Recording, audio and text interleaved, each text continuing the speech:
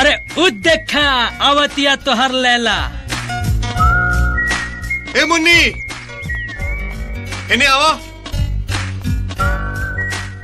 जी हम राउर का सेवा कर सकता है? अरे तोरा के को डायलॉग आवेला का? ना जी दूसर भी आवेला। कौन वाला? अरे ओ सांभा, कितने आदमी थे?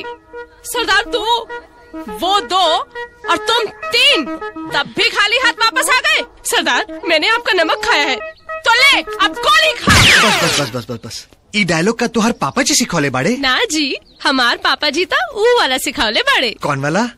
जी कहीं हम राउर का सेवा कर सकता नहीं? अरे यार लगा था कि आज तुम्हारा पापा जी से मिले के पड़ी। पापा जी से मिलना चाहता ना तो चला अब भी मिला देता नहीं। चलो बैठो।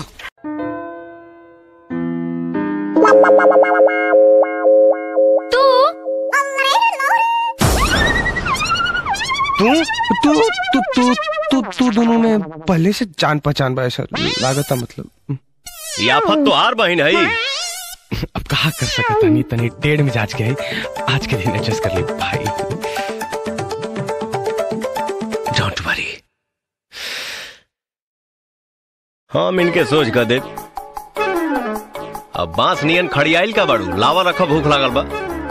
ई होटल ना है जे ऑर्डर देता रहा। अरे रे हमेशा के किट किट पीट पीट पगल भी कहीं की खाई नहीं कह रहा। ठीक बा, आज से हम अपन एक घर समझ लेता नहीं। हाँ हाँ तुमके कोनो इतराज नहीं है ना गोलू? बिल्कुल ना भैया। परमिशन पक्का हो गई। जा बिस्तर लगा दा, खाना खैला के बाद हमके नींद लागेला। ए हेलो का अंगूरी पकड़े के मौका मिल गई ना तब कपारे पे बच चढ़ा, सटासट ठूस ला और फटाफट बाहर के रास्ता ढला।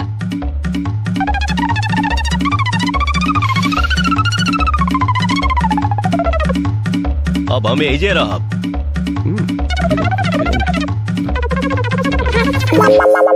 चाय दी भैया खाई।